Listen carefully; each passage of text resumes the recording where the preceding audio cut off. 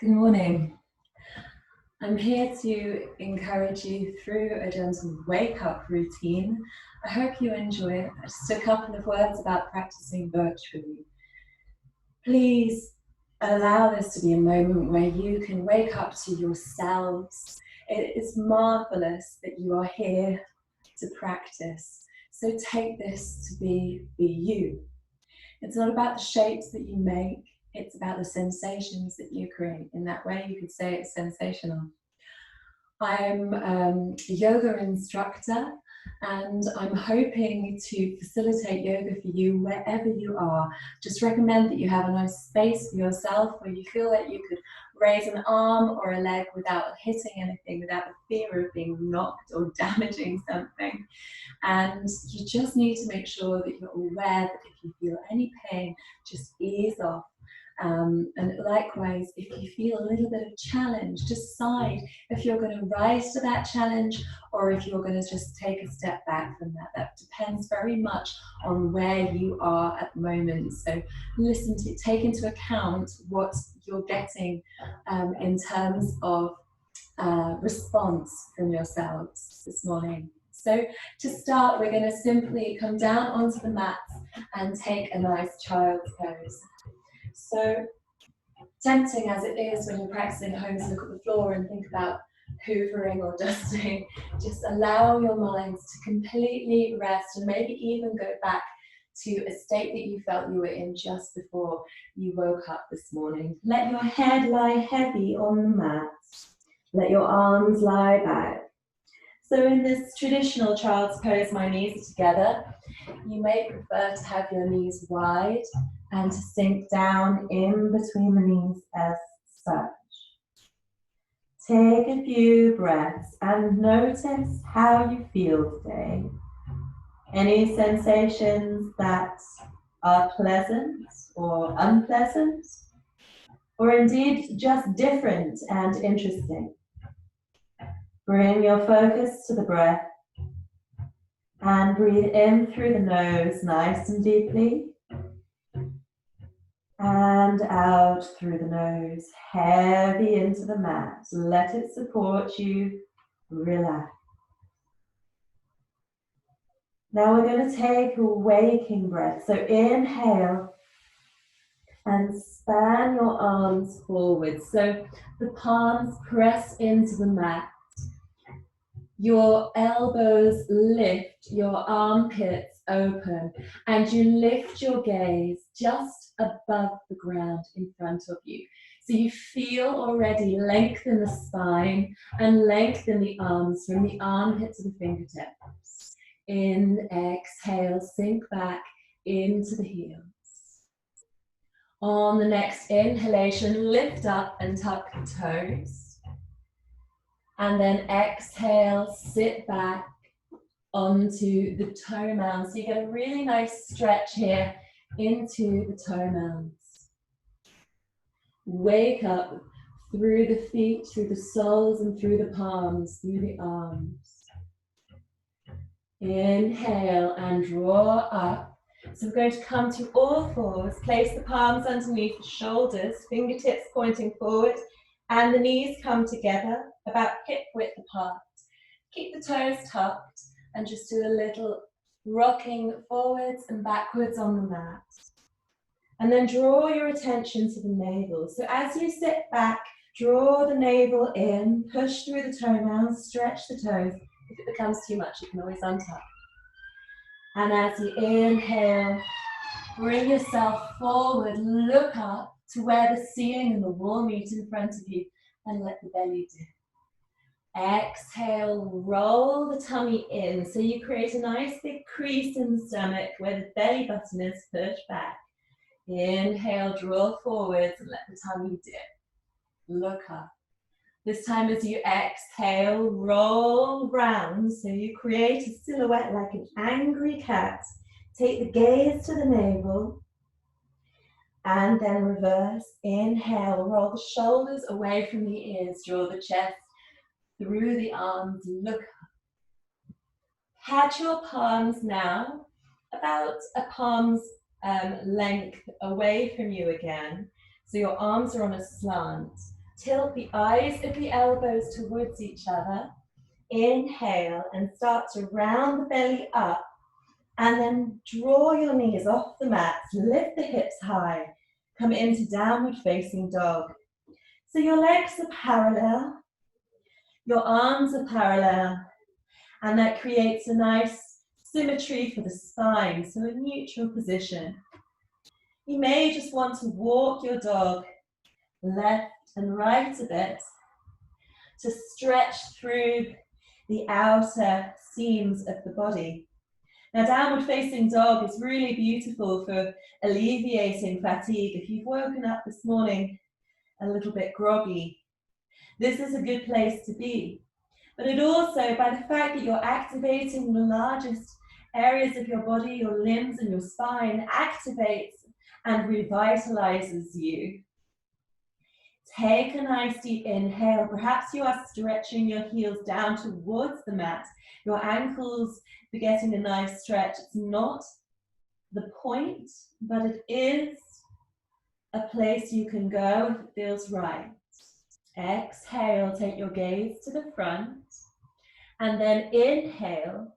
See if you can just walk your palms up to meet the soles of your feet. So you're in a soft forward fold. Take your feet mat width apart and point the toes outwards. The heels come inwards. Now we're going to sit down into a squat. Your heels may lift off the ground. That's absolutely fine. Take your palms together and allow your spine to elongate as you inhale. Lift out of the pelvis. As you exhale, draw the shoulders down either side of the spine. So imagine your shoulder blades wrap like wings downwards. So you get the length right the way through the lumbar spine, coccyx. Gaze forward. So this is a really good position for easing through the hips, the groin. You get the lift in the chest, the length in the spine. Couple more breaths here. And then we're going to place the palms.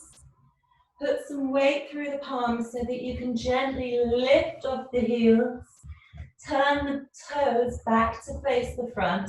And then stretch out again. So you may feel a nice release after that squat, after the Malasana posture. And just walk that dog one little bit more, one through a few more breaths. So you bend opposite knee. Now we're just going to inhale and draw that right knee up to the chest. Perhaps come onto the ball of your left foot so you can propel forward slightly and step your right foot in between your palms.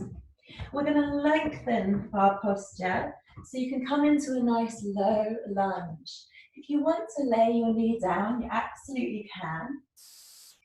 Or you draw your heel up.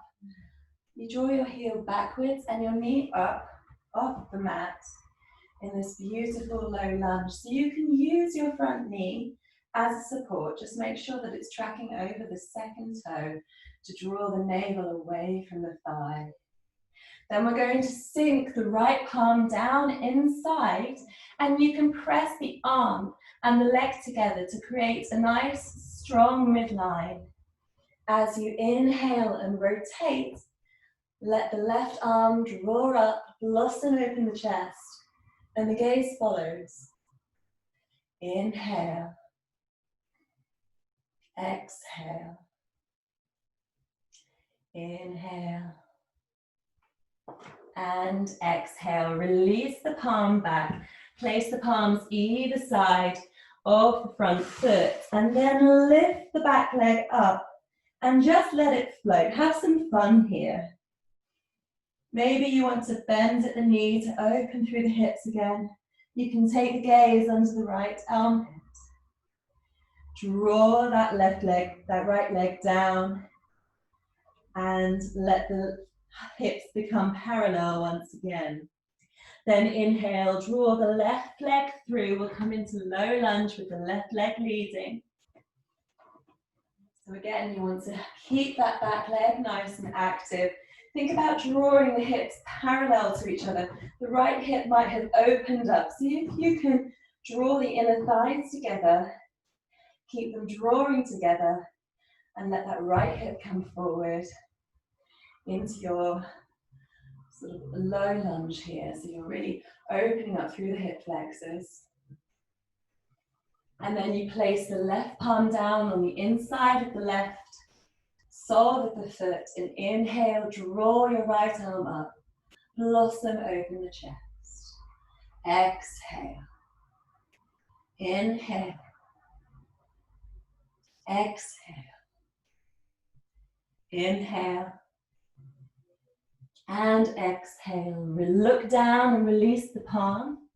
Place both palms back so that they're ready to take your weight in downward facing dog.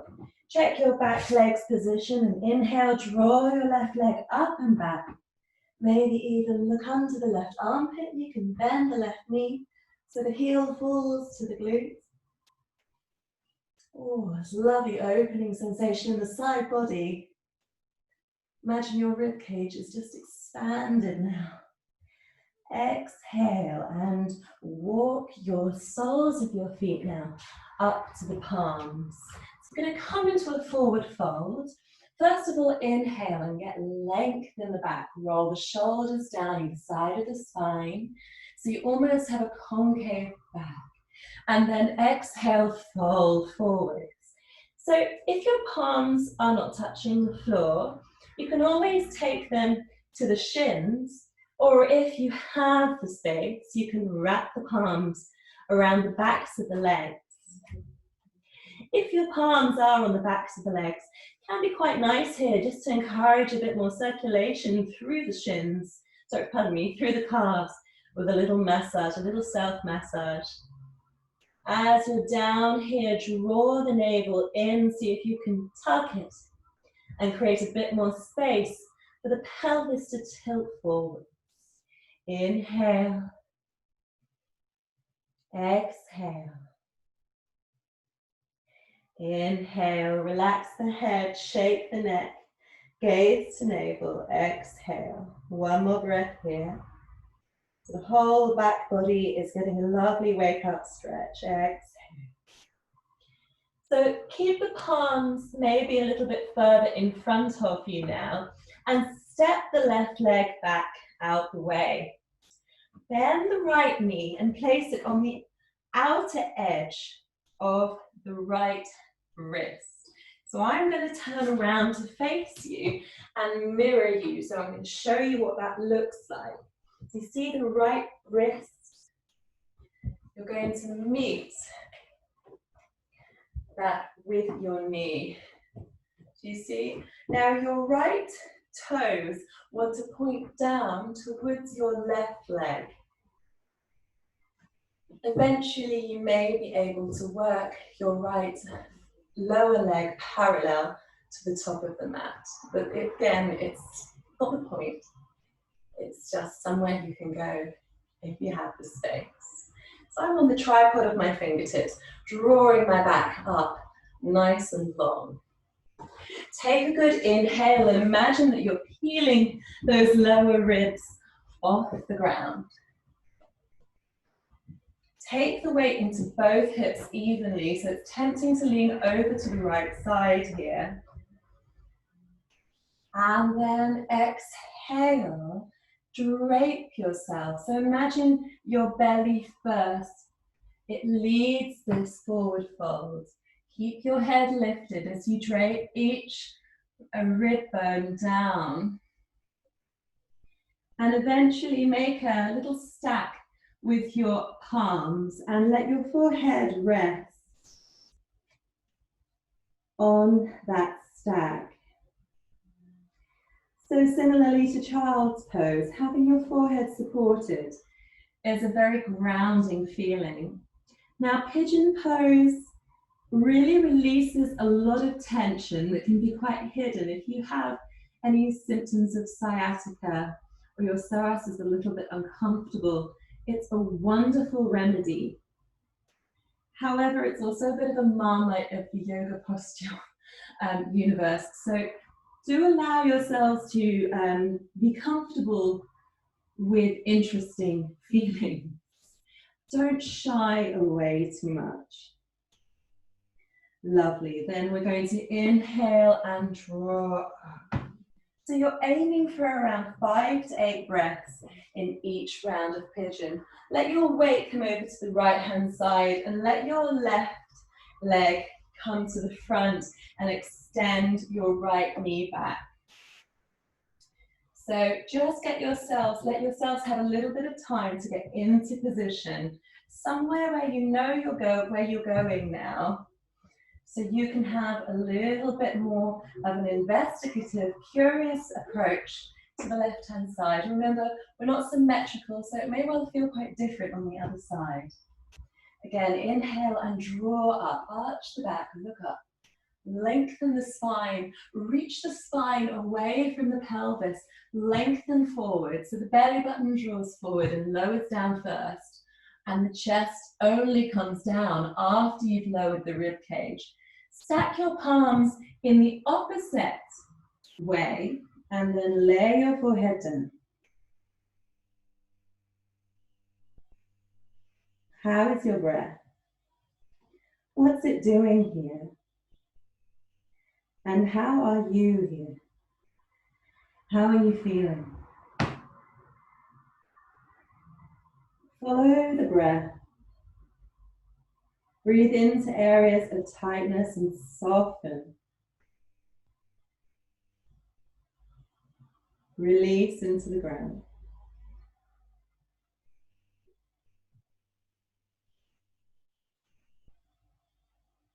And at the base of your next exhalation, let your palms come forward once again and draw your torso upright.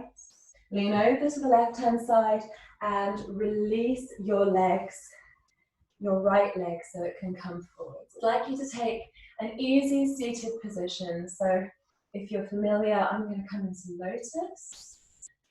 If you're comfortable with crossed legs, that's fine. You can even have your legs out in a wide leg position if you prefer that. See how you're doing in the seated position. If you're heavying more into one side or the other, can you regain a little sense of center? Let your attention naturally draw down into where your contact is being made with the earth. Let the shoulders relax. In fact, the best way to know when they're relaxed is to draw them right up to the ears and tense through them. 5, 4, 3, 2, 1, and then roll them down, release. I think I've got a good few millimeters extra there. So just let your left palm extend out to the side. And then inhale, draw the right arm up and over. So we're going to be back into the side body here. Exhale, release the palm down. Inhale, draw it up again. So heavy through your right hip here. You can bend through your left arm to increase the stretch along the right hand side. So you guys can go to the armpit, the fingertips, or if your neck is a little bit stiff this morning, just take the gaze down to the ground. Heavying through the right hip. And a few breaths. At the base of your next exhalation, pause momentarily, then inhale, draw up, and come back to the center. Exhale, feel your sit bones heavying into the mat once again, and we extend the right palm out to the side this time, and inhale, the left arm up and over. So you take these little micro investigations into where it's best to place your palm, how you like to have your gaze, what your neck is feeling like this morning. Inhale deeply and exhale, come upright. And then we inhale again, this time to hold for a few breaths. Keep that left hip plumbing down into the ground. When you inhale, think about drawing the length through the left side, breathing into the intercostal muscles that separate the ribs.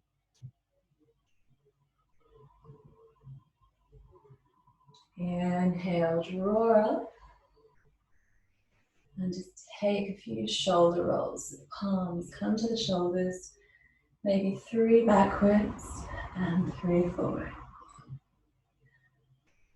So to close the practice, we're going to just take 3 breaths. When you come to the end of this video, you're very welcome to take a Shavasana, corpse posture.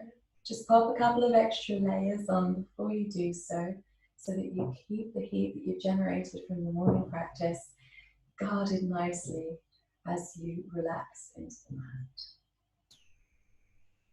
So to close the practice, bring the palms to Anjali Mudra. Inhale from the navel, draw the arms up, look up, and exhale through the center line. Twice more. Inhale, draw up, look up. Exhale through the center line.